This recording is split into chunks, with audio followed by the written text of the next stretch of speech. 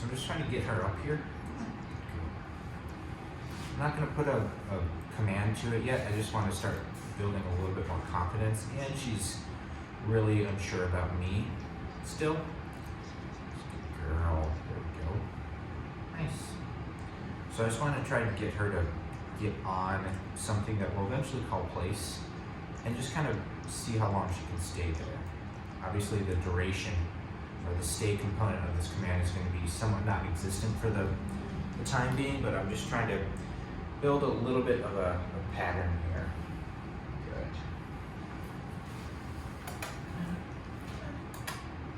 Good girl. So we're using leash pressure. Good job. Come on. Come on. Yeah. Good girl. So building a little bit more confidence, learning that she can trust me a little bit more. And then again, we'll eventually just start calling this place. So this will be like her calling this command.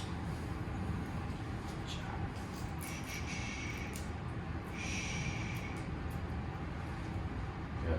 Lola, come. Yes, good job. Come on. Yes, nice job. I can just already tell that once she grasps this concept of staying put and working on calmness and impulse control a little bit more, it's just going to be so helpful for her. Place. Nice job. So now we'll start putting a word to it. Very good. Now that she's getting a little bit more comfortable jumping on, now I want to start pairing a word that she can attach to very easily and say, oh, yep, that word means do this thing. Good girl. Lola, come. Same with her recall, just using a word that will become more and more familiar. Lola, place. Yes, very good. Nice job. Place. Good girl. Nice job. Nope, place. So here's where I'll also start doing very low level pressure on the remote, but just really something tactical, something she can feel. So the on-off language is going to be really helpful for her just because we need something, physical, something she can feel to lean on more instead of kind of panicking and spinning out. It's something that is always the same. She can trust that it's a language that's never going to change, and it's simple, it's fair, and it's consistent. So when she's on the bed, the pressure is non-existent. When I'm asking a command, she's going to feel the pressure until she completes it, then the pressure goes away. Same thing if she jumps off the bed when she's not supposed to, pressure here, place, pressure turns off there, place, look at you go, look at you go, place. Excellent job. Oh, good job. Come on, buddy. Come on up. Use my leash pressure. Very good. So clearly a little more confident, but still a little apprehensive and unsure at first. But we'll work through it the same way. I'll use my leash pressure to kind of get him on the bed and then get him comfortable and confident doing that, and then we'll attach a word to it. Right, buddy? Leash pressure. Oh, nice job. Very good. Come on up. And I'm also going to slowly start introducing, again, the remote pressure here. So making sure that he's understanding, oh, to turn that pressure off, I actually have to follow through with the command. Just like Lola's experience, it's just going to be really helpful for them to follow through instead of panic and kind of get stuck in their own head. I'm going to say place, I'm going to press and hold my pressure down. Once he's on the bed, then the pressure goes away. Trev, place. Yes, good boy.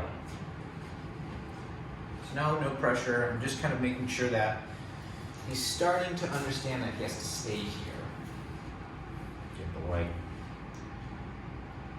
Good. And now when I'm ready, Trevor, come. Good boy, buddy. Place. Yeah, good boy. So once he's on, it's good.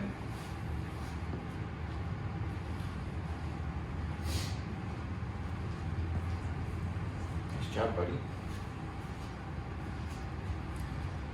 Again, when I'm ready, I'm gonna recall him off.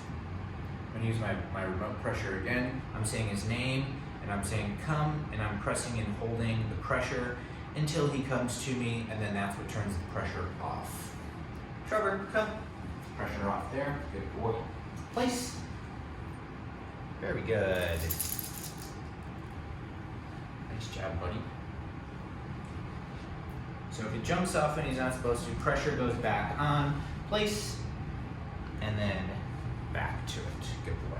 So the really nice thing about remote collar training is it allows the dog to kind of graduate from, you know, very introductory first lesson kind of mechanics, and then we can just continue to progress and improve on the obedience, the fluidity, the consistency, the follow through, so that we can do all the same exact things, you know, with or without the leash, because this language is always staying the same. Lola, come.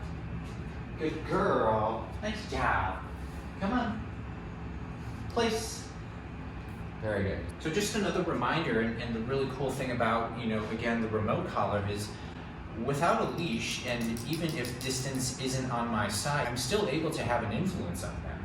And that's because I'm, you know, through the remote itself, I'm actually able to still physically touch the dog.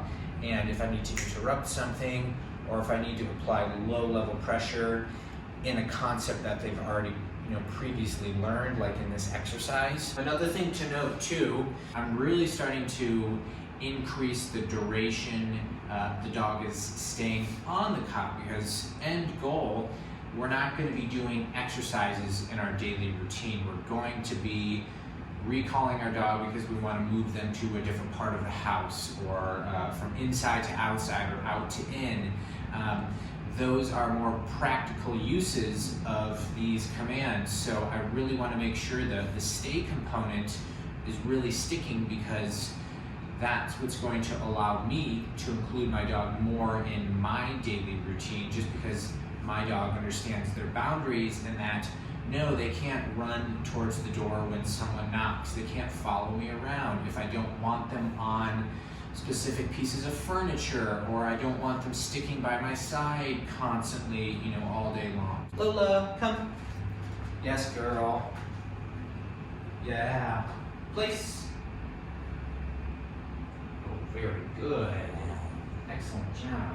So as I said before, we'll kind of start sprinkling in some stay components. I don't teach stay, it's just kind of expected, it's just built into the command. So as I sit down and maybe take a break, maybe I'm going to turn the TV on, maybe I'm going to get on my computer, I'm just starting to kind of incorporate more of a real world situation where I recall my dog, maybe say out of the crate, I put them on place, now I'm going to do my thing.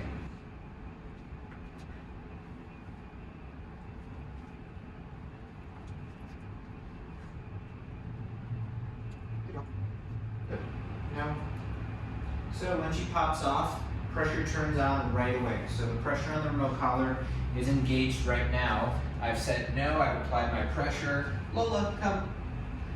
So again, the pressure doesn't turn off until she gets back on, and that's what turns the pressure off. So she's getting immediate information about, oh, if I jump off unannounced or when I'm not supposed to, that's what turns the pressure off. But I'm actually able to control it. If I go back to the cot, then the pressure goes away. Trevor, come. Pressure turns off there. Very good. Place. Excellent. Pressure turns off when it gets on the cot. Nope. So pressure here again. Place. He's more likely to test the boundary than Lola is. Lola is very, you know, more on the anxious, timid side, so she's more than happy to follow through with, you know, what I'm asking of her. He is, you know, a little bit more pushy in the sense of, I'm just going to jump off because I want to be close to you. So that needs to be corrected here. Now, come. Place. Good. So if it happens again, I'm dialing up with my remote. No. So a little bit firmer of a correction. Come. Place. Good. Trevor, Lola, come. Nice job. Place. Good. Down. Nice job, kids. Trevor, Lola, come. Good job. Place. Good. Down. Lola, down. Good.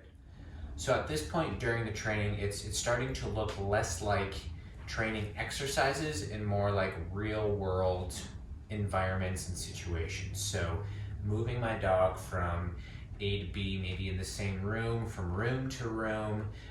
It's just starting to become more practical in how I'm using the training and the commands and also the tools in my everyday life. So because now both dogs have a really good understanding of the remote collar concepts, the obedience commands, but also their boundaries. Now I've got the tools and the ability to include my dogs more because they're more understanding of what their role should be at any given point throughout the day. Trevor, Lola, come. Yes. Place. Good. Down. Good. Trevor, Lola, come. Nice job. Place. Good. Down. Good.